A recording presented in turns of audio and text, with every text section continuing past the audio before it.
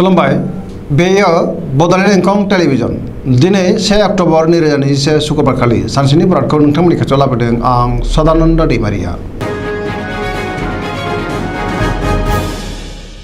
सिगां फरायनो लादों मेष राशि गिबि हांखो अ ल।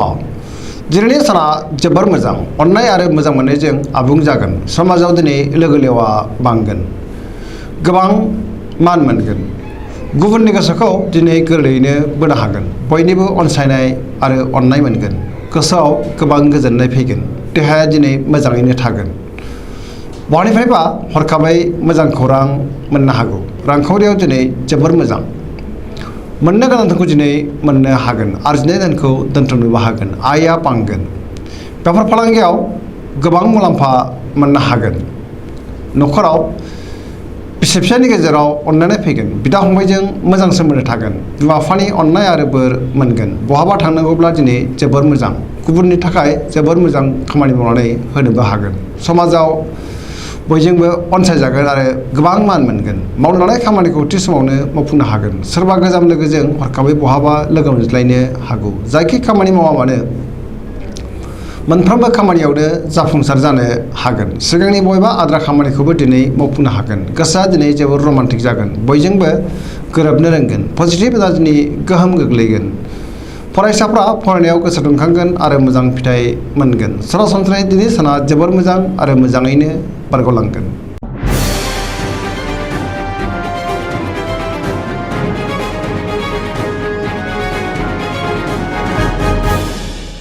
वृष राशि गिबि हांखो इ उ ब। दिनैनि साना बारा मोजां नङा।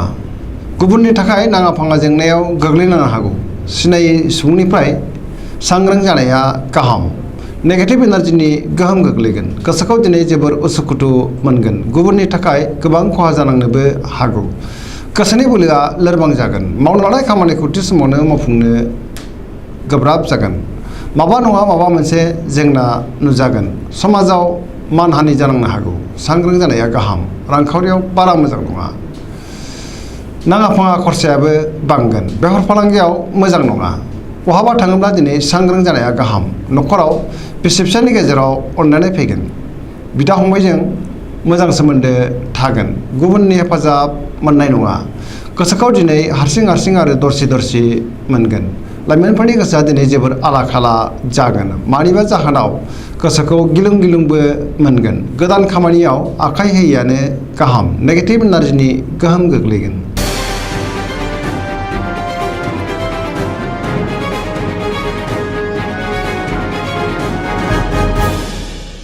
मिथुन राशि गिबि हांखो क स।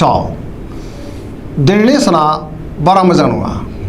गुबुनखौ अननो रोंनाय नङा आरो गावबो गुबुनजों रायखोमा जानोबो हागौ। मान मर्यादा बाङाय जालांनो हागौ। गोसोखौ दिनै जोबोर उसुखुथु मोनगोन। रागाखौ हमथानाया गाहाम नङाब्ला गोबां खहा जानांनो हागौ। मावनो लानाय खामानिखौ थि समावनो मावफुंनो गोब्राब जागोन। देहाया मोजाङैनो थागोन। अब्लाबो जानाय लोंनायाव सांग्रां जानाया गाहाम। रांखावरियाव मोजां। बेफार फालांगियावबो मोजां। न'खराव एना एनि फैनो हागौ। समाजाव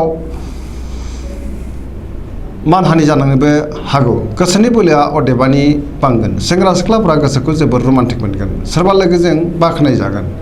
गोजोनै नाथाय थानो हानाय नङा। बहानिफ्रायबा गाज्रि खौरां फैनो हागौ। फरायसाफ्रा फरायनायाव गोसो दुंखांगोन आरो मोजां फिथाइ मोनगोन। अब्लाबो नाथाय नेगेटिभ एनार्जिनि गोहोमा गोग्लैगोन।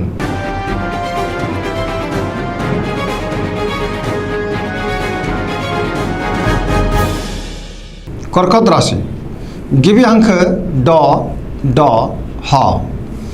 दिनैनि साना बारा मोजां नङा। गुबुननि जेंनायाव हाबफायोब्ला गोबां खहा जानांनो हागौ। नाङा फाङा गावहानो बांसिन खहा जानांनोबो हागौ। लामा सामायाव हान्थियोब्ला सांग्रां जानाया गाहाम। जाब्रबथायनि आसा दङ।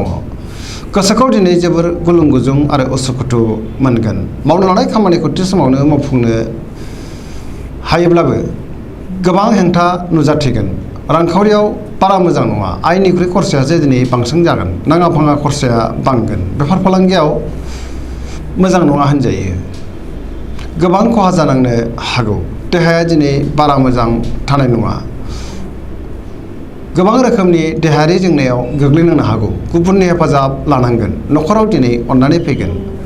गोथों आरो गेबें साननो रोंनाय नङा। नेगेटिभ एनार्जिनि गोहोम गोग्लैगोन। गोसोनि साननायफोरा टेबर नांगोन। सोरनिबा सायाव गोबां रागा जोंफ्लांनो हागौ। गोसोखौ हमथानाया गाहाम। लाइमोनफोरनि गोसोआ दिनै जोबोर आला खाला जागोन।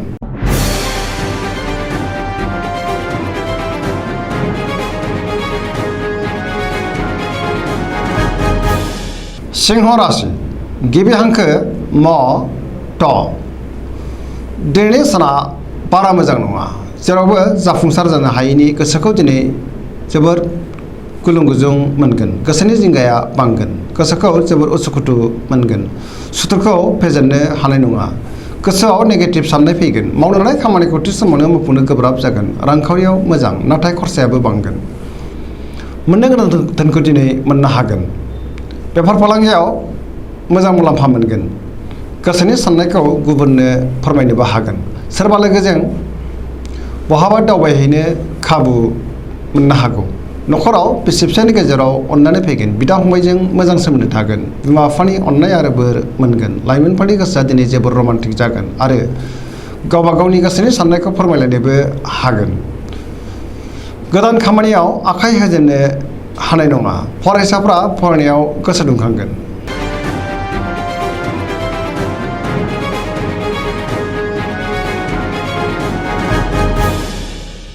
कन्या राशि गिबि हांखो प ट। दिनैनि साना मोजां आरो गाज्रिनि गेजेरजों बाबेनलांगोन। गोसोखौ दिनै जोबोर गुलुं गुजुं मोनगोन। सुथुरखौ फेजेननो हानाय नङा। जेरावबो गेजेन जानांगोन। गुबुननि गोसोखौ बोनो हानाय नङा। बहानिफ्राय हरखाबै गाज्रि खौरां फैनो हागौ। रांखावरियाव मोजां, मोननो गोनांफोरखौ दिनै मोननो हागोन। बेफार फालांगियाव मोजां मुलाम्फा मोनगोन। देहाया दिनै बारा मोजां थानाय नङा।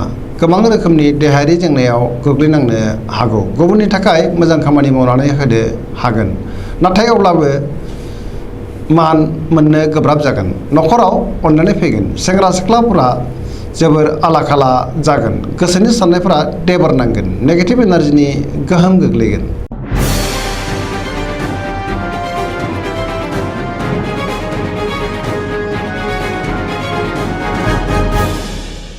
तुला राशि गिबि हांखो र ट।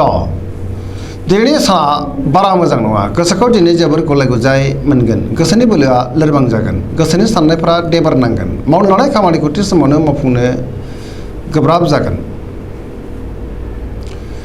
देहाया बारा मोजां थानाय नङा। गोबां रोखोमनि देहायारि जेंनायाव गोग्लैनो हागौ। गोबां मेंनायबो मोनगोन। रांखावरियाव मोजां, नाथाय खरसाया बांगोन। बेफार फालांगियाव मोजां नङा। गोबां खहा जानांनो हागौ। न'खराव बिसि फिसायनि गेजेराव अननानै फैगोन। समाजाव मान मोनगोन। सोरबा लोगोनि हेफाजाब लानांगोन। समाजाव दिनै बयजोंबो गोरोबनो रोंगोन। बिमा बिफानि अननाय आरो बोरखौ मोननो हागोन। सोरबा गोजाम लोगोजों बहाबा लोगो मोननो हागौ। गोसोआ दिनै जोबोर आला खालाबो जागोन। फरायसाफ्रा फरायनायाव गोसो दुंखांगोन आरो मोजां फिथाइ मोनगोन। अब्लाबो नाथाय नेगेटिभ एनार्जिनि गोहोम गोग्लैनो हागौ। सांग्रां जानाया गाहाम।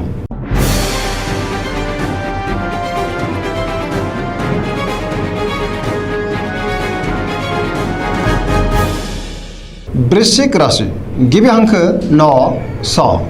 दिनैनि साना जोबोर मोजां। गोसोखौ जोबोर गोजोननाय मोनगोन। बयजोंबो गोरोबनो रोंगोन आरो बयनिबो थाखाय मोजां खामानि मावनानै होनो हागोन। गोसोनि बोलोआ बांगोन। मावनो लानाय खामानिखौ थि समावनो आरो गोरलैयैनो मावफुंनो हागोन। बयजोंबो अनसायजागोन। गोसोनि साननायफ्रा जाफुंगोन। समाजाव दिनै गोबां मान आरो सन्मान मोननो हागोन। न'खराव अनलायनाय फैगोन। रांखावरियाव दिनै जोबोर मोजां होनजायो। आरजिनाय धोनखौ दोनथुमनो हागोन। आयआ बांगोन। बेफार फालांगियाव मोजां मुलाम्फा मोनगोन। देहाया दिनै मोजाङैनो थागोन। गुबुननि हेफाजाब मोननो हागोन। गोसोआ दिनै जोबोर रमान्टिक जागोन आरो लाइमोनफोरा गावबा गावनि गोसोनि साननायखौ फोरमायलायनोबो हागोन। फरायसाफ्रा फरायनायाव गोसो दुंखांगोन आरो मोजां फिथाइ मोनगोन। पजिटिभ एनार्जिनि गोहोम गोग्लैगोन।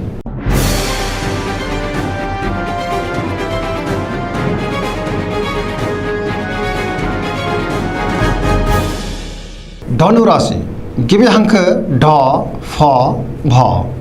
दिनैनि साना जोबोर मोजां मावनो लानाय खामानिखौ थि समावनो आरो गोरलैयैनो मावफुंनो हागोन गोसोनि बोलोआ बांगोन गोसोखौ जोबोर गोजोननाय मोनगोन गोसोनि साननायफोरा मोगथाङाव जाफुंगोन रांखावरियाव दिनै जोबोर मोजां होनजायो बेफार फालांगियाव जोबोर मोजां मुलाम्फा मोनगोन समाजाव गोबां मान मोनगोन पजिटिभ एनार्जिनि गोहोम गोग्लैगोन जायखि खामानि मावा मानो मोनफ्रोमबो खामानिखौ दिनै मोजाङैनो मावफुंलांनो हागोन समाजाव गोबां मान मोनगोन देहाया दिनै मोजाङैनो थागोन न'खराव अनलायनाय फैगोन सेंग्रा सिख्लाफ्रा जोबोर रमान्टिक जागोन आरो गावबा गावनि गोसोनि साननायखौ फोरमायलायनोबो हागोन फरायसाफ्रा फरायनायाव गोसो दुंखांगोन आरो मोजां फिथाइ मोनगोन धोरोमारि बिथिङावबो गोसो दुंखांगोन सरासनस्रायै दिनै साना जोबोर मोजां आरो मोजाङैनो बारग'लांगोन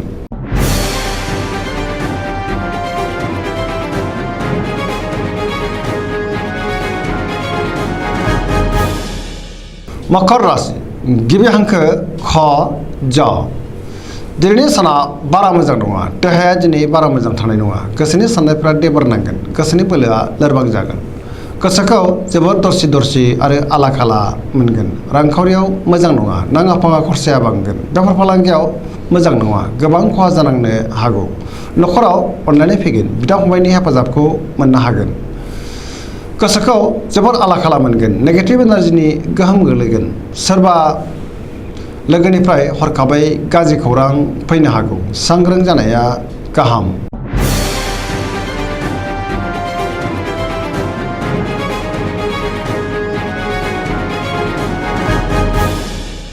कुम्भ राशि गिबि हांखो ग स स दिनैनि साना बारा मोजां नङा गोसोखौ दिनै जोबोर गलाय गुजाय आरो गिलुं गिलुं मोनगोन गोजोननि आंखाल जागोन मावनो लानाय खामानिखौ थि समावनो मावफुंनो गोब्राब जागोन गोसोआ दिनै जोबोर दरसि दरसि जागोन बहानिफ्रायबा गाज्रि खौरां फैनो हागौ सांग्रां जानाया गाहाम समाजाव दिनै मान मोनगोन सोरबा गोजाम लोगोजों बहाबा लोगो मोनलायगोन रांखावरियाव मोजां नाथाय खरसायाबो बांगोन बेफार फालांगियाव मोजां मुलाम्फा मोनगोन देहाया मोजाङैनो थागोन न'खराव अनलायनाय फैगोन गुबुननि हेफाजाब लानांगोन बहाबा दावबायहैनो खाबु मोनगोन आरो मोजाङैनो हान्थिनोबो हागोन गोसोआ जोबोर रमान्टिक जागोन नाथाय नेगेटिभ एनार्जिनि गोहोम गोग्लैनोबो हागौ सांग्रां जानाया गाहाम फरायसाफ्रा फरायनायाव गोसो दुंखांगोन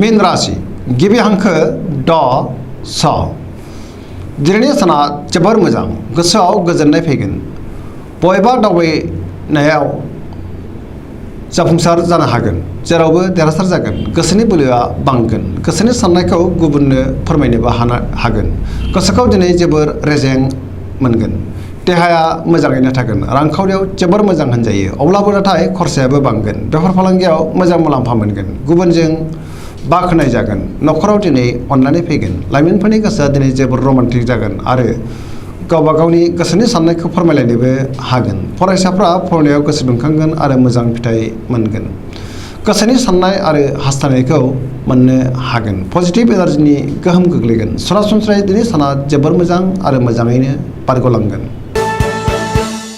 दिनैनि राशि फरायनाया एसेनोसै जोबनायाव बेखौनो खावलायो जाहाथे नोंथांमोना सानफ्रामबो जोंनि बे बड'लेण्ड इंखं टेलिभिजनखौ नायबाय थायो आरो साबस्क्राइब खालामो लोगोसे लाइक खालामो आरो शेयार खालामो एसेनोसै गोजोन्थों।